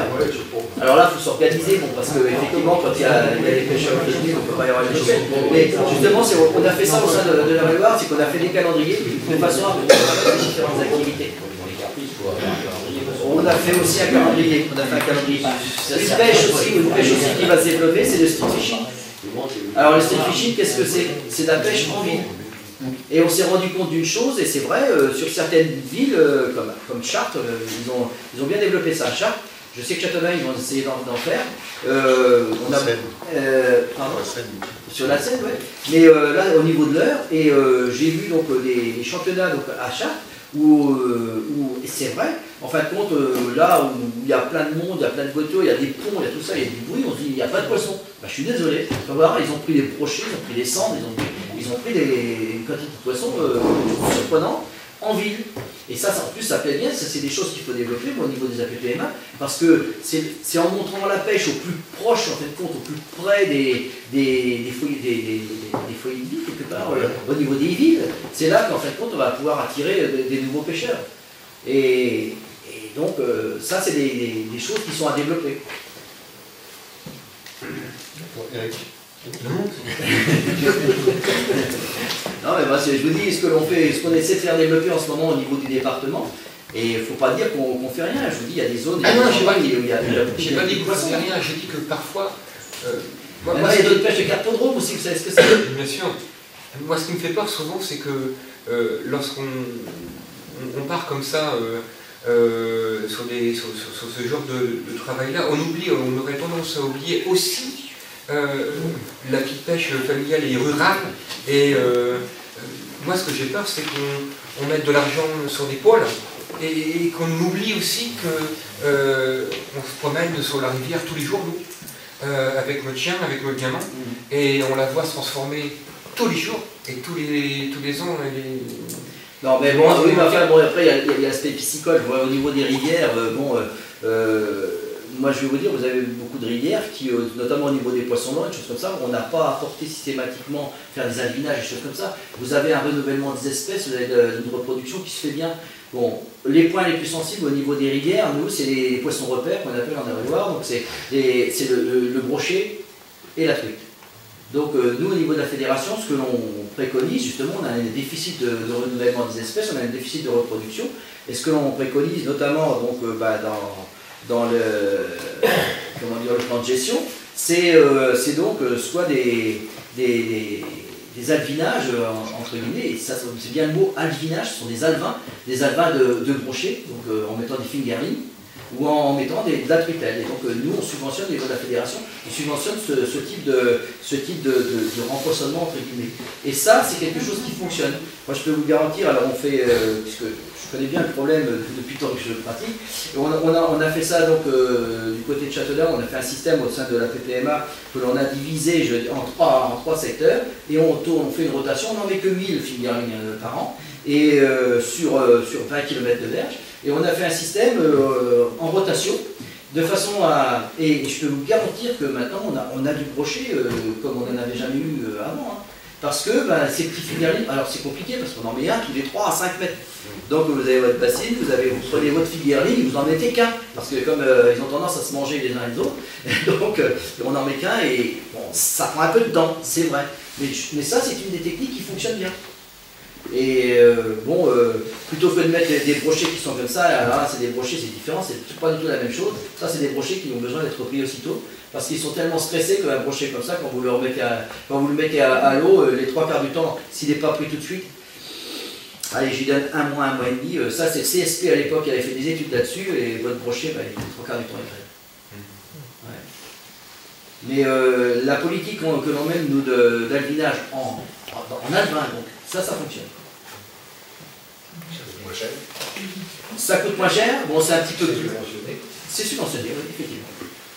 On prend ça à 35% au niveau de la fédération. Et puis voilà, donc ça c'est des méthodes. Par contre, en ce qui concerne les poissons blancs, moi je peux vous garantir qu'au niveau des poissons blancs, on a une reproduction naturelle qui se fait donc en ce domaine. Et bon, les petits soucis qu'on peut avoir, c'est quelquefois avec les perches, où là on avait un petit problème de nanisme.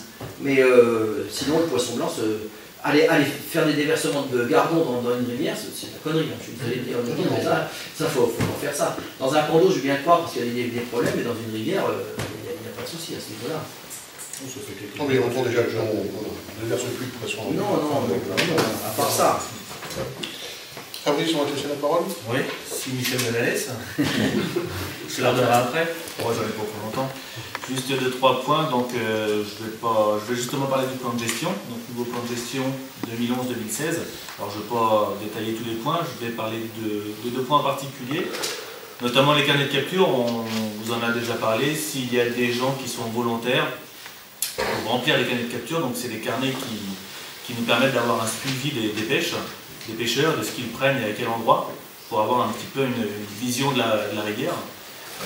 Si des pêcheurs en souhaitent et qu'ils nous contactent, qu'ils nous demandent, nous on demandera à la Fédé, on vous les fournira. Ça c'est le premier point. Et puis deuxième autre point, là par contre qui nous tient beaucoup à cœur, et c'est vraiment une grosse partie du plan de gestion, c'est les black bass au Golion. Donc en 2010, il y a eu 100 kg de black bass qui ont été introduits. On nous a dit, moi j'en ai pas vu, mais on nous a dit qu'il y avait eu des reproductions en 2011. Ce qui nous va bien, quoi. Enfin, c'était un peu le but. Hein. On avait mis des jeunes, mais il y avait également des producteurs dans l'eau. Donc, par rapport à cette quantité malgré tout importante qui avait été déversée en 2010 et l'éventuelle reproduction, on a décidé que pour 2011, on n'en mettait pas. Qu'on se laissait encore un an de reproduction, voir ce que ça donnait. Et théoriquement, dans le plan de gestion, il est prévu d'en remettre 50 kg en 2012. Et donc sur le plan de gestion, donc 50 kg en 2012, un blanc en 2013 et 25 kg en 2014. Donc en espérant qu'au bout du compte, on ait une population suffisamment importante, notamment pour attirer les pêcheurs sportifs, et puis peut-être pour que d'autres pêcheurs qui ne connaissent pas cette pêche adhèrent par exemple à la pêche au leurre. Je ne sais pas si vous dans la salle, Bébert, tu me dis que toi apparemment tu as constaté les reproductions, c'est ça? Tu as vu du juvénile, du petit? Ah, les juvéniles, il était déjà beau, il faisait déjà plus d'un centimètre. On les voyait mettre sur la brouille, je crois. On les prenait avec des petits épuisettes, là. On les prenait avec des épuisettes. Si, on les a vus. On avait trouvé, il y avait 5-6 juste à l'entrée, là. Ouais. Juste à l'entrée, bon. Vous aurez réglementaire pour pas faire ça. Ouais, mais on a voulu voir. On a essayé pour voir ce que c'était. Ah non, ils ont pas piqué. Non, mais bon, il n'y a pas de danger. La problématique du black bass, c'est que lorsqu'il se reproduit, il faut un nid. C'est-à-dire que ce qu'on appelle un nid, c'est-à-dire qu'au niveau des berges, en général, souvent c'est soit un arbre, un truc comme ça. Ouais. Il nettoie bien, mais je vous garantis, si vous avez en bordure un endroit où c'est très clair, vous voyez le sable par exemple, et puis souvent vous voyez le père ou la mère, le black bass qui se trouve devant. Et donc, parce qu'ils protègent leur nid, c'est-à-dire qu'ils sont produits à cet endroit-là, et effectivement, ça veut dire que là vous avez une reproduction qui est en train de se faire. Et après, ce que vous trouvez, c'est qu'effectivement, les petits black bass, ils se comportent un petit peu comme les petits poissons-chats, ils se mettent en boule.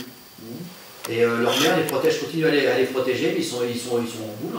Et je sais que par exemple à Châteauneuf, lorsqu'ils font des concours de poissons blancs, ils sont embêtés parce que les black bass avec les petits verres de vase, je vous garantis que, et comme c'est en 2 kills, à chaque fois, il faut les mettre à l'eau. Alors les pêcheurs de compétition, ils sont on ne peut pas tout avoir. Mais sinon, c'est sympa à pêcher. Je vous garantis que c'est un poisson qui se défend. Par contre, c'est vrai que là, on est en train de voir avec Nicolas, au niveau de la fédération, pour faire des panneaux.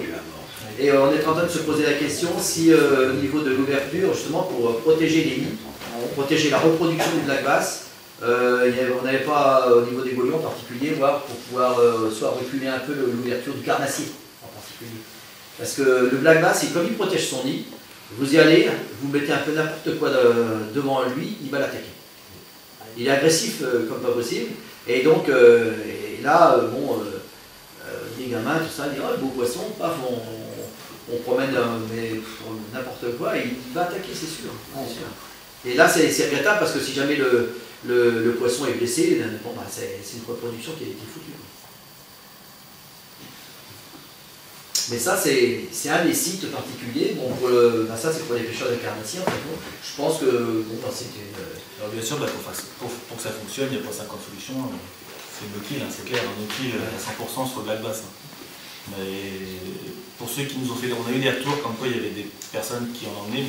Merci à eux de nous en avoir fait. Et puis, bah, on espère que les actions faites par l'ONCFS ou l'UNEMA, je ne sais plus, l'ONCFS, qui avait vraiment milité au mois de juin, là, et vraisemblablement, ça avait bien porté ses fruits. Donc, il ne faut pas hésiter si on veut arriver, si on veut que ça fonctionne. Voilà pour ça. Un autre point, donc la brochure départementale, il y a un paquet au fond, 2012-2013, donc avec le département, donc là il n'y a pas de grosse évolution. La grosse évolution, c'est ce dépliant additif, qui lui par contre va sortir tous les ans. Donc c'est un dépliant avec la carte départementale, avec les différents lieux des APPMA. Par contre, elle va sortir tous les ans parce qu'à chaque fois, il y aura la réglementation qui sera mise à jour avec les horaires, les évolutions des règlements internes, etc. Donc ça, c'est l'évolution, ça sortira tous les ans, contrairement à la brochure qui est donnée pour 2 ans, 2012-2013. Et puis dernier point, je vais jouer un peu les rabat-joie, mais comme tous les ans, s'il y a des volontaires pour nous aider aux albinages, des trucs, parce que l'albinage du mois de mai, c'est la galère. Cette année, on devait être 3 pour déverser les 200 kg de truites sur le long de la rivière. Quand il y a quelquefois 300-400 mètres dans la pâture pour emmener les truites, surtout les farios, quand il fait chaud, c'est chaud, c'est le cas de le dire. Arriver au bourg, aller à Saint-Lupers, hors la veille, donc le vendredi après-midi, 14h à Congoin.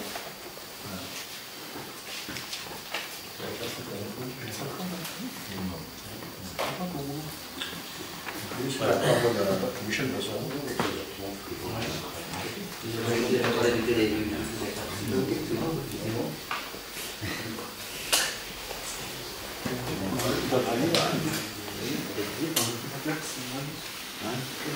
Eh bien, je vais donc vous annoncer les prix des cartes, puisque...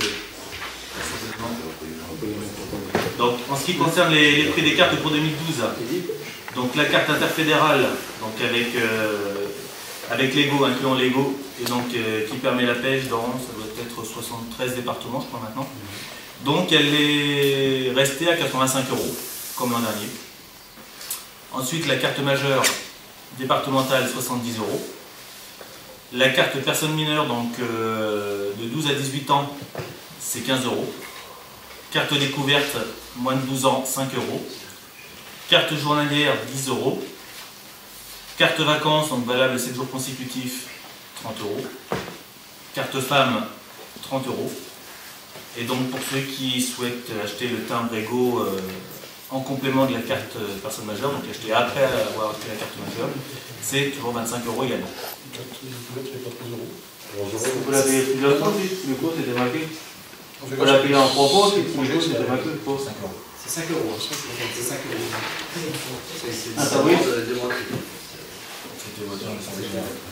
Ah, Fabrice, c'était marqué, c'est le cours.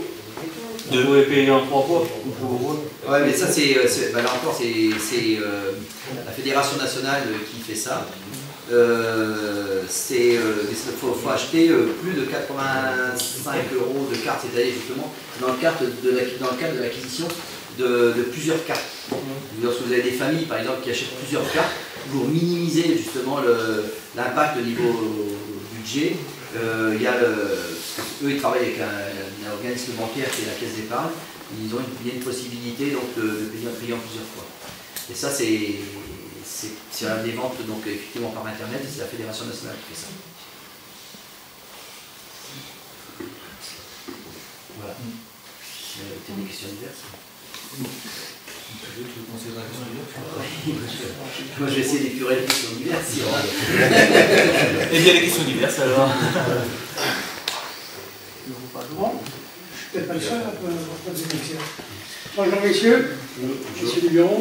Bonjour. Beaucoup de gens me connaissent et beaucoup connaissent le proverbe pour lequel je vais prendre la parole.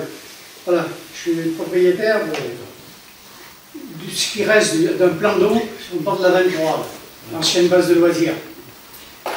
Bon, alors première question, est-ce que la société de pêche corridoise est toujours d'accord pour que je lui accorde la gérance de cet étang en droit de pêche? Alors attention, parce que là, c'est son début, ton histoire, parce que ça reste pas qu'aux pêcheurs qu'on voit, parce qu'on a réciprocité. Donc, vous savez, tous les pêcheurs. Oui, oui, non, mais je suis d'accord, mais bon... tous les pêcheurs oui, sont exceptionnels. oui, mais absolument, mais bon, moi... Là, il faut interpréter ça dans ce sens-là. Voilà, bon, mais c'est la société de pêche corridoise qui a décidé. Jusqu'à là, donc, on est d'accord. Vous êtes d'accord pour prendre cet étang et en faire le droit de pêche avec vos cartes et tout. Bon, moi je suis d'accord là-dessus aussi. Hein. Donc cet étang sera donc en eau libre. La clause, aux clauses, c'est le cas de le dire, sera supprimée. Donc il sera en eau libre et sera astreint aux lois de la pêche. Donc sans location, sans rien. Hein? Sans location. Sans location, je vous le laisse gratuitement. À condition, bon, condition civile. Qui n'est pas d'ambiguïté là. Vous parlez eau libre, eau close. Non, parce que moi, j'avais déclaré en eau close avant. Oui. Donc, en eau close, j'avais pas de pêche de faire ce que je voulais. Tandis qu'à partir du moment qu'il va être en eau libre, il va tomber sur... Pour qu'ils soient en eau libre, ça veut dire qu'ils communiquent avec la rivière. Voilà, c'est ça. Donc, comme j'ai une surverse de la rivière, et puis on va en arriver à la question, la fameuse question de le remplir, parce qu'il est à sec. Alors là, ça va se compliquer. Mais ça, c'est pour moi qui vais m'y opposer. Non, mais je vais vous simplifier le problème. Bon, depuis 10 ans maintenant que cet étang, il n'arrête pas de perdre de l'eau. Tous les ans, 3-4 fois par an, 4-5 fois même, j'allais voir monsieur le maire. Je disais à monsieur le maire, est-ce qu'on peut faire quelque chose? Monsieur le maire, gentiment, il me fermait les vannes. Ma surverse fonctionnait. Donc, mon système de surverse, avec le nouveau vannage qu'ils ont fait en bas de la piscine, me donne exactement un niveau d'eau de 16 cm. J'ai 16 cm d'eau qui peuvent venir par la surverse, ou prise d'eau comme vous voulez. Donc, a fortiori, si on ouvre une vanne de 20 cm, eh ben, je suis 4 cm au-dessous du niveau, comme j'ai pas vu. Hein. Donc j'avais été voir monsieur le maire de Courville, qui a obtempéré bien des fois il a fermé les vannages. Bon, mais là, ça fait quand même des années que ça dure. Donc, la dernière fois que je suis allé à la mairie, monsieur le maire me dit, vous m'avez jamais fait de demande écrite. Ah ben j'ai dit ça, c'est vrai. Mais depuis le temps que je viens vous voir, je pensais, bon, enfin bref, à partir d'aujourd'hui, j'ai donc fait une demande écrite à monsieur le maire, pour qu'il demande une dérogation préfectorale pour fermer ces deux vannages. C'est-à-dire le vannage de madame Tari, la petite écluse manuelle, qui est accompagné d'un vannage à système automatique le long de la piscine. Vous voyez, donc les deux vannages fermés, il y a un petit problème de montée d'eau de 30-40 cm. Bon, ça va inonder personne de vannage automatique qui s'ouvre. Hein, même je pense qu'il doit s'ouvrir au-dessus de 15 cm. Il semble qu'à partir de 15 cm de surplus au-dessus, le vannage s'ouvre automatiquement. Bon, voilà le système. Donc pour le moment, j'attends la réponse de monsieur le maire par rapport au préfet, si le préfet va accorder une dérogation. Suite à ça, il y a monsieur Jolneau, conseiller général, maire de Chouine, qui dans ce cadre-là va demander une réunion avec tous les services concernés. J'aurai peut-être le plaisir de vous y voir. Hein, si vous êtes conviés, j'espère que vous viendrez. Le technicien de la fédération. Hein, oui. J'attends que M. Jolneau fasse ce nécessaire-là, qui sera annulé si à tout hasard il y avait acceptation par le préfet d'une dérogation pour maintenir les vannages fermés en temps utile, étant donné qu'il n'y a aucun risque d'inondation, parce que, chose extraordinaire, la dernière fois que j'ai eu M. Jolneau au téléphone, il m'a dit, oui mais M. Villégas, quand on ferme les vannages, vous inondez les prés. Alors messieurs de la société de pêche ou les gardes-pêche, j'attends qu'on me prouve aujourd'hui que les vannages fermés normalement, hein, on ne va pas les surélever, fermés au niveau normal, j'ai jamais vu la rivière inonder les prés. Et on m'a fait cette réflexion il y a 2 jours, c'est M. Jolneau. Il me dit oui, mais on y va. Je lui ai dit, M. Jolneau, je donne ma parole que les vannages fermés, normalement, ils inondent. Je vais continuer dans mes démarches, et au fur et à mesure de l'évolution, je te tiendrai informé de ce qui se passe. Pour aujourd'hui, il y a une demande de dérogation déposée à la mairie de Courville. Bon, suivant la réponse du préfet, on verra. Si le préfet donne son accord, bon, moi je ne demande pas quelque chose d'extraordinaire. Le vannage fermé normalement, il y a un vannage automatique. Bon, s'il y a une crue, évidemment qu'il faut ouvrir les vannages. Je ne veux pas faire noyer les gens, je ne veux pas faire noyer les gens de la colline, parce que c'est les premiers concernés. Mais même en période de débordement de la rivière, ce qui arrive quand il y a des crues majeures, les maisons de la colline ne se sont jamais inondées pour la forte raison, c'est que cette eau, j'ai une déviation de ma surverse qui vient par le fossé de la 23. Et même à la rigueur sur les dents, on peut faire un système de trop-plein que l'eau va être rejetée au pont qui est... Là, il faut être des autres terrains, parce que bon, c'est vrai que moi je connais le système. Là, c'est parti à la le gros problème. Bon, moi, bien sûr, je suis pour qu'il y ait de l'eau dans les temps, il n'y a pas de problème. Donc, à savoir que c'est vrai que si les vannages seraient fermés, on aurait déjà, nous, côté association de pêche, notre foyer qui serait fonctionnel. Oui, mais dans ce cadre-là, il faut bien reconnaître que M. Gauthier, il applique la loi. Et il n'est pas contradictoire dans ses actions. Moi, tout ce qu'il a fait sur son compte à lui, ça il faut que je lui rende grâce. Bon, comme hier les vannages étaient fermés, ce matin l'eau coulait. Bon, comme il a dit tout à l'heure, il y a eu une lettre qui est arrivée, il a été ouvert le vannage de Mme Tarid. Oui, non, bon. Mais de l'autre côté, il y a des prairies qui font vous tracasser, c'est à moi, donc s'ils sont inondés, c'est pas très grave. Mais... Par contre, ce que je vous demanderais, c'est de jouer un peu de pelle et de pioche quand même. Ça fait plusieurs fois qu'on prend des réunions ensemble. Oui. Plusieurs fois qu'on vous a demandé des entretiens. Vous avez eu l'autorisation du cultivateur. Vous avez eu l'autorisation de M. Jacques? Vous l'avez eu, puisque vous avez terrassé un... Ah, mais moi, j'ai eu quand j'ai fait, oui. Mais là, j'allais le revoir. Il faut persévérer dans cet effort, il n'y a qu'ici que vous aurez la prise d'eau. Vous n'irez pas, vous demanderez pas. Oui, non, mais j'irai le revoir pour lui dire que je vais nettoyer le courant. Vous attendez quoi depuis? Ça fait 4 ans que vous êtes sur ce truc. Oui. 4 ans qu'on vous aide en permanence. Oui, mais j'étais dans le système des interdictions, des trucs comme ça. Parce que les constats, je vais vous dire exactement ce qu'il en est. Le constat avec M. Hirsch, président de la police des eaux, donc il va m'accorder un débit. Le débit normal, c'est 18 mètres cubes. Il m'a dit, par demande, par dérogation personnelle, enfin personnelle de la loi, je peux accorder jusqu'à 38 mètres cubes heure.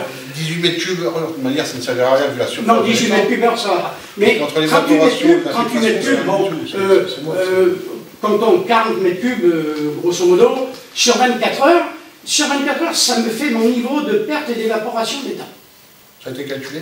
Oui, mais moi j'ai calculé, oui. J'ai calculé avec les chiffres que les ingénieurs m'ont donné. Une balestière, c'est pas compliqué, c'est 100 mètres cubes à l'hectare qui s'infiltre, 100 mètres cubes qui s'évaporent. Hiver comme été. Même hiver, l'eau s'évapore. Donc, faut tirer sur la donc 6 hectares, ou 5 hectares si on veut, voilà le compte. C'est prévision de vannage, non? Voilà le compte. Voilà le compte de fonctionnement d'une balestière. Et les temps pleins, mais le problème qu'il y a, c'est que le remplir, il ne faudra pas le remplir qu'une fois. Parce que, étant donné que 10 fois la surface de l'étang se met en niveau avec la nappe, donc ce qui veut dire qu'on arrose 60 hectares. En fait, c'est une prise d'eau voilà. Et ce qui fait que quand il y a des pertes, des descentes d'eau, comme cette eau, elle revient dans le plan d'eau, ça lui évite de descendre d'un seul coup. Mais là, aujourd'hui, on le remplit, à ras la gueule, dans 8 jours, il est au même niveau. C'est garanti, il n'y a pas de problème. Donc il faudra la période où ils se remplissent plusieurs fois, de manière à mettre toute la nappe à niveau. Parce qu'il n'est pas en contact avec la nappe directe. Je crois que ça a été demandé aussi un clapet. Hein? Il a été demandé un clapet. Non, mais avec M. Hirsch, c'est prévu. Non. Je dois mettre mon vannage de fermeture. Un clapet demandé par la DDE, la DDE ou la DDA. Oui. Un clapet avec une grille. Non, justement, alors il faudra te renseigner, parce ça que n'existe plus. Il y a simplement si les dents sont pleins, après il faut mettre le clapet. Non, c'est fini. Il n'y a plus de grille. Renseigne-toi bien. Ah bah non, la dernière réunion, on était ensemble. Bon, et ben je te dis que maintenant, il n'y a plus de grille. Du patron de la police des zones Hirsch. Il y a juste une pelle à mettre, c'est tout, point final, il n'y a plus de grille. Hein? Ça, c'est un clapet à mettre. Bon, mais la vanne de fermeture, elle y était. Bon, je te dis qu'elle y était, on me l'a cassé. Attends, je peux te le voler par la puce. Et toi, ça fait 30 ans que je suis là, j'ai pas encore vu là. Bon, la vanne de fermeture, elle était à la buse à Jacques, là-haut. Ah bah j'ai jamais vu. Bon, tu n'y es jamais allé quand elle y était. Ah si, parce qu'elle est par le gardement. Tous les ans, je fais le gardement. Bon, et ben moi je te dis que j'avais mis une... Alors ne raconte pas de bêtises, t'as jamais mis la vanne. Je te dis, ah ben, il y avait 2 systèmes de coulissants avec des... Ah ben, moi je te dis qu'il y a été. Il n'y a pas de problème. Bon, eh ben, écoute, c'est ta parole contre la mienne, mais de toute façon, je la mettrai là. Je la mettrai, il n'y a pas de problème. Ça fait au moins 6 mois. Le 30 avril, pourquoi ça te gêne qui est dans mon étang, toi? C'est pas une question non, parce que ça, t'as peur que ça t'inonde au Plessis-Long? C'est pas ça, c'est une question de non, mais il faut dire, hein.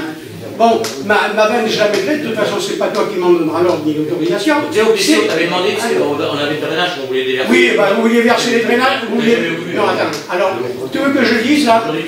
Vous vouliez mettre les drainages de vos champs dans mon étang, mais c'était moi qu'il fallait qu'il paye la traversée de route. Non, si, on demandera à ton père, tiens, demain. Alors, c'était moi qu'il fallait qu'il prenne la traversée de route à ma charge. Hein, alors que, puisque vos drainages, ils arrivaient de l'autre côté. Bon, on n'est pas là pour les drainages. On n'est pas là pour les drainages des champs. Pour répondre à votre question, M. Bilga, oui, les pêcheurs sont d'accord. Bon, voilà, ça va tout résoudre. Et au fur et à mesure de l'évolution de la situation, je tiendrai informé le président à l'occasion de monsieur le maire. Ça marche. On l'a reçu en mairie, M. Biléga, il a fait une demande, M. le maire l'a demandé, ça va à la préfecture, de toute façon, une fois arrivé à la préfecture, M. le préfet, vous étiez présent. Monsieur le préfet, on verra, il y aura une enquête. Voilà, et puis comme ça, si ça se trouve, ça va couper le cours à tout, il va peut-être donner la dérogation. Il y aura une enquête de faire. Voilà.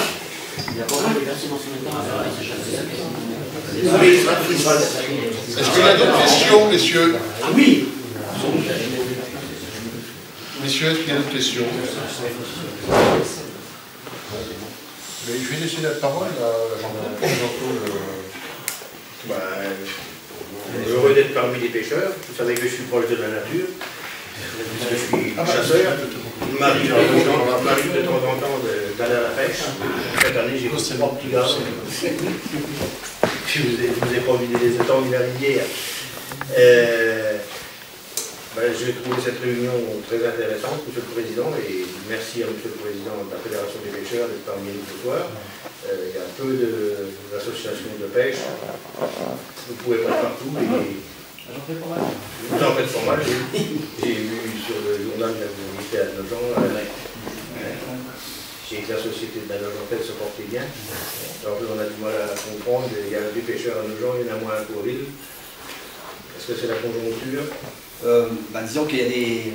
Je vais vous répondre, hein, on peut faire un débat, mais disons qu'il y a des éléments aussi pour pouvoir, comment je dirais, moi, faire naître des vocations. Moi, je vais parler des écoles de pêche. Alors là, je sais que c'est des ateliers pêche nature qui existent dans différentes associations, notamment nos gens. Et bon, c'est vrai que c'est un investissement, c'est une implication du bénévolat qui est assez important, mais ça mobilise des jeunes et ça permet justement avec les contents, là, vous avez un plan d'eau qui pourrait s'y prêter. Et moi je vois dans toutes les associations où il y a un atelier pêche nature, ça permet au moins d'apporter des jeunes à l'association et permettre à longue échéance, je dirais, le renouvellement, je dirais, des membres et des conseils d'administration au sein des associations. Parce que bon, il faut bien le dire, il faut se tourner vers les jeunes, et ça c'est important. Bon, par contre, ça demande effectivement un investissement. Et on a 7 ateliers pêche nature au sein du département. Bon, la fédération elle intervient beaucoup au niveau du financement, donc du matériel, parce que souvent tout le matériel est fourni. À Courville, pourquoi pas, il y a un atelier pêche nature à Cloix, une petite ville comme Cloix, il y a la Bazoche-Bouée par exemple. Et ça serait, pourquoi pas, il y a un collège ici, ouais, donc il y a des jeunes, donc ça pourrait aussi. Il y a les Cando, donc à la limite, il y a ce qu'il faut, faire. Il n'y a plus que les hommes. Donc ça, c'est... En fait, c'est vrai qu'il y a un effectif au sein de la société qui est actif en fait. On n'a pas de retraité, et moi ce que je veux c'est une personne. Je ne suis pas contre, le contraire. Une personne qui soit compétente. Alors, je ne veux pas que ce soit que du temporaire. Non, mais c'est sûr. Je ne veux pas non plus que ça serve de garderie. C'est tout facteur. C'est un peu le problème de la vie associative. Voilà. Et moi, ils mettent les malades, peut-être entendu. On le retrouve dans le sport. C'est vrai, faire découvrir cette passion à notre enfant, c'est magnifique. Qu'on puisse Si j'avais oublié parmi mes prises dans les 7 ans, sorti de voiture avec l'aide de... Voilà, il fallait un bon Alors, je vous modèle. fais un mauvais jeu de mots. C'était, on ne dit pas au bord de la mer, c'était pas des tacos. Non, c'était pas des tacos. Et une voiture 10 ans dans l'eau, ben, c'est intérieur pas comme ça. Non, on arrive à identifier facilement. Et on retrouve plein d'hameçons sur les sièges. Une centaine de pneus, Oui. un scooter. Oui. Vous voyez que la mairie, on est là pour aider les pêcheurs. Et l'avantage, c'est d'avoir un homme du service technique de la ville qui est passionné de pêche, qui est dans le bureau de la pêche. C'est vrai qu'ici, vous avez un environnement aquatique relativement important, avec tous les plans d'eau, même s'il y a des problèmes sur ce plan d'eau-là. Et M. Biséga, on est prêt, alors, nous aussi, on aimerait le voir en eau. Il y a une certaine catégorie de gens, monsieur, je vous remercie de le dire, qui sont d'accord pour qu'il y ait de l'eau dans le Cédam. Parce que bon, si on voulait faire l'historique de cette ex-base de loisirs, il y a beaucoup de gens qui seraient surpris. Hein, parce que j'en suis quand même à une vingtaine de manifestations nationales, internationales, dans un championnat du monde de modélisme, monsieur le Président. Trouvez-moi quelqu'un en Eure-et-Loire qui est capable d'organiser des choses comme ça sur un plan d'eau de 6 hectares. Il y a des gens compétents qui peuvent vous parler de l'activité qui régnait à la base de loisirs quand il y avait des compétitions. Hein. Courville a perdu 500 à 1000 personnes par week-end les beaux temps. Voilà. Voilà ce que la ville de Courville a perdu, parce que dorénavant, il n'y aura plus de base nautique. Hein. Je ne suis plus dans le circuit, et puis j'ai 70 balais, monsieur le Président. Hein, vous voyez ce que je veux dire. Mais je voudrais quand même, pour satisfaction, même personnelle, parce que si j'attaquais pas fort dans le temps, c'est parce que j'avais des intérêts personnels maintenant. J'étais propriétaire de cette base, et j'avais des activités. Bon, alors on m'a même soufflé. Ouais, tu fais ça, c'est pour ton intérêt. Et bien justement, non, puisque maintenant je n'ai plus d'intérêt là-dedans. Je le confie à la société de pêche de Courville. Donc, vous voyez bien, mais on a perdu quelque chose d'énorme à Courville, c'est tout. Mais c'est loupé, c'est fini, on n'en parle plus. Le train a passé, il n'y avait pas de gare, et bien il s'est arrêté. Voilà. Mais j'espère que ce problème va se résoudre cette année, ce qui me permettrait de dormir tranquille. Merci. Donc, je vais laisser la place au président de la fédération. Parce que je l'excusais tout à l'heure, il est passé justement.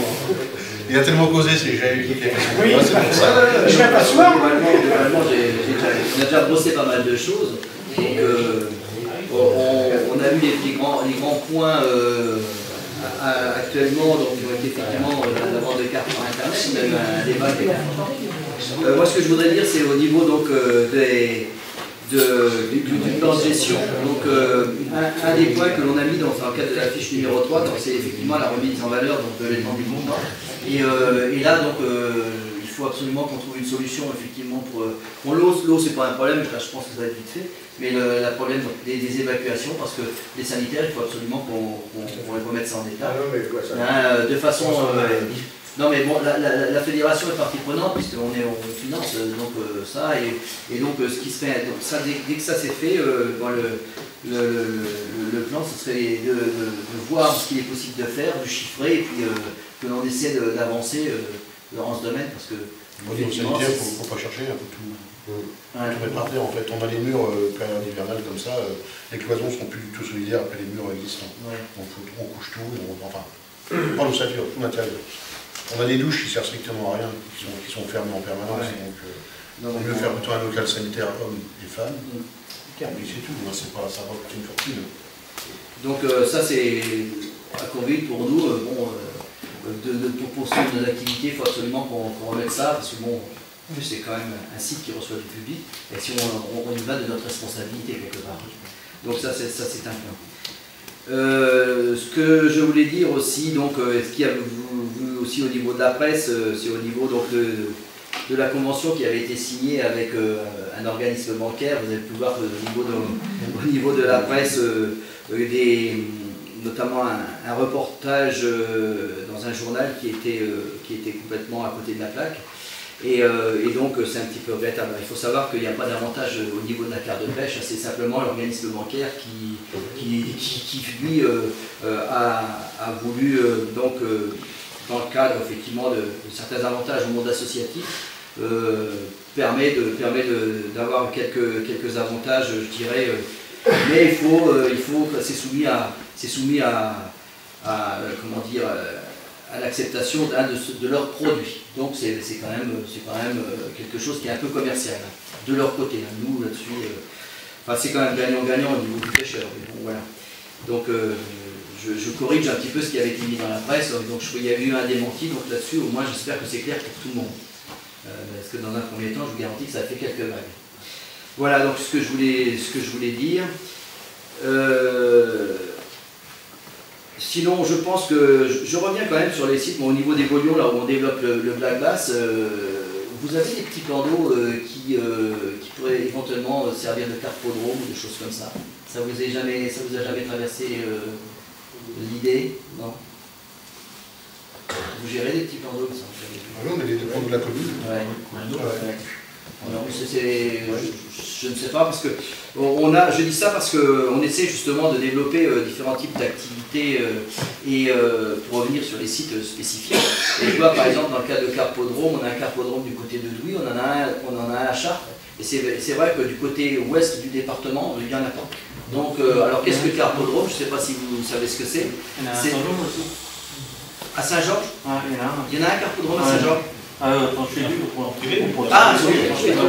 Non, ça c'est chez Sensas. Oui, mais il n'y en a pas dans le monde associatif.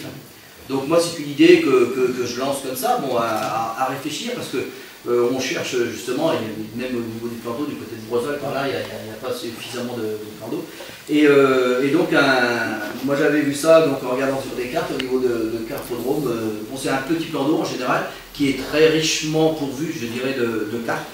Et donc, dans ce plan d'eau, on ne pêche pas la carpe à la plombée comme dans un autre plan d'eau, mais on le pêche à la canne. Et bon, je vois que du côté de Châteaudun, je vois je ne suis pas spécialement un spécialiste, mais ça plaît, c'est un type de pêche qui plaît aux jeunes, qui plaît parce que c'est comment dire, générateur de sensations. Hein, quand ils ont une carpe de 3-4 kg au pied du canne, je garantis que mon cœur y va. Non mais c'est clair. Alors c'est pour ça je rejoins que pour pouvoir donc, amener à la pêche aussi des pêcheurs, il me semble qu'il faut diversifier l'offre de pêche. Et moi si je peux me permettre de proposer quelque chose comme ça, et un plan d'eau même d'un mi-hectare, ça suffit, parce qu'il ne faut pas que ce soit trop grand, parce que sinon il faut mettre... Mais disons qu'effectivement, il faut une carte, il faut une réglementation spécifique, dans le sens où c'est que la pêche à la canne. Moi, pourquoi pas, c'est une réflexion que je me donne, ça me permet de diversifier en fin de compte la pêche, et c'est peut-être quelque chose qui sera étudié.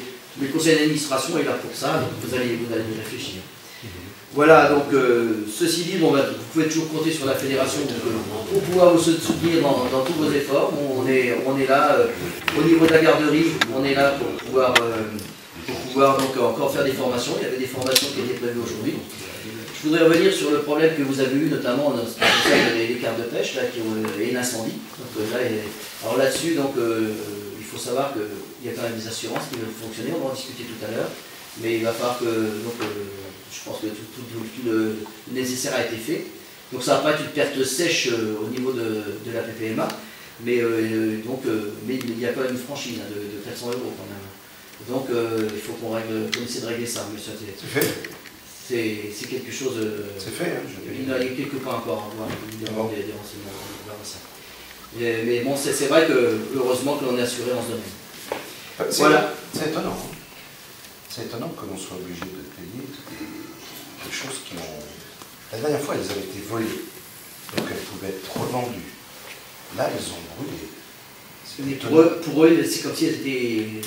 Vendues. Ils n'ont plus la...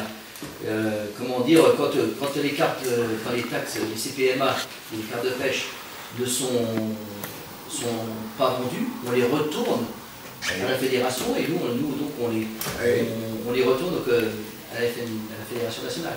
Et là le problème c'est que comme on ne peut rien en retourner, il faut savoir que ce sont des taxes quelque part. Et c'est dans n'importe quel organisme qui ne peut pas remonter les taxes physiquement présentes. Pour eux c'est comme si elles étaient vendues. Donc il faut les payer. Voilà. C'est l'inverse des incendies dans les bars tabac, où le problème est que si toutes les choses de loterie ont brûlé, à savoir les billets qui auraient fait, les tickets qui auraient fait valoir, les assurances, les organismes, la Française des Jeux ne réclament rien. Ah, mais là c'est la Française Ouais. des Jeux. Là, comme c'est... Au niveau des CPMA, quand même, on remonte ça au niveau des agences de l'eau, qui sont des organismes d'État. C'est la donc, différence entre... l'État fait pas de cadeau. La différence entre le privé et l'État. Donc, et la PPMA de Corule perdra 400 € dans les 400 € de franchise. Non, mais il faudrait essayer de voir, parce qu'avec les autres assurances, Je lui ai donné, et on a été remboursé intégral. Là, il m'a amené la comparaison avec les bars tabac qui flambent et tous les endroits où il y a des jeux. Et il m'a dit, tout ce qui n'est pas vendu et qui est brûlé ne peut pas être remboursé. C'est pour ça que ça a été assez long, que j'ai pas fourni de... Ah, il a même été catégorique, il a dit que ce n'est pas de l'argent, c'est du papier. Un papier ne peut pas être remboursé si c'est un papier. Il a été clair. Ça, je suis pas trop Le fournisseur perd l'imprimerie. Point final. Parce que finalement, ce que... Non, c'est pas des papiers, c'est des taxes quelque part.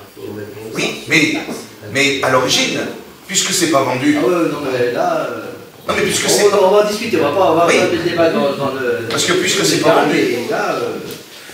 Oui, ben c'est d'accord, ce sont des taxes. Moi, je vous garantis, l'État, lorsque, par exemple, vous avez dans des bars ou des choses comme ça, qui vendent des taxes pour mettre sur différents, je sais pas, des PV ou des choses comme ça. Ouais. Si jamais ces taxes étaient perdues, l'État se retourne contre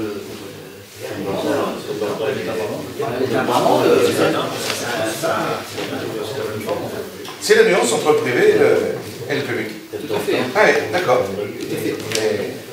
Mais on aura du mal si vous voulez intervenir l'assurance. Parce que nous, on a essayé au début. On a essayé de faire intervenir. Et l'expert n'a rien voulu savoir.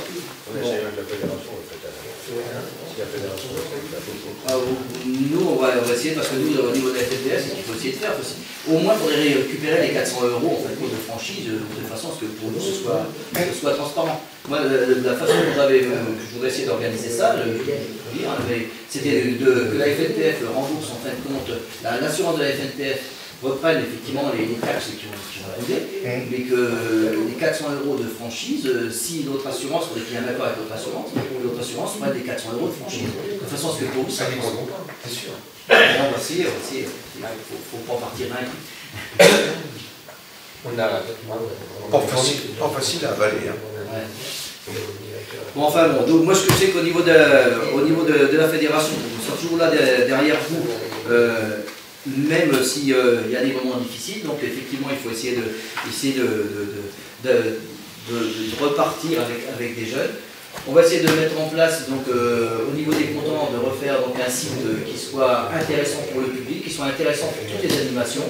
Bon, il y a des possibilités, comme je disais, d'essayer de diversifier par éventuellement le carpodrome, ce que j'avais vu, parce que vous avez vu que vous avez un petit cordeau éventuellement, ce qui permettrait d'avoir un site de pêche particulier au niveau de l'ouest du département, ce qui n'est pas le cas à l'heure actuelle. Et bon, il faut être confiance, donc il faut essayer d'animer à nouveau cette association. Voilà, c'est tout ce que je vais vous dire, parce qu'on a débattu pas mal aujourd'hui. Voilà, merci. Bien, merci.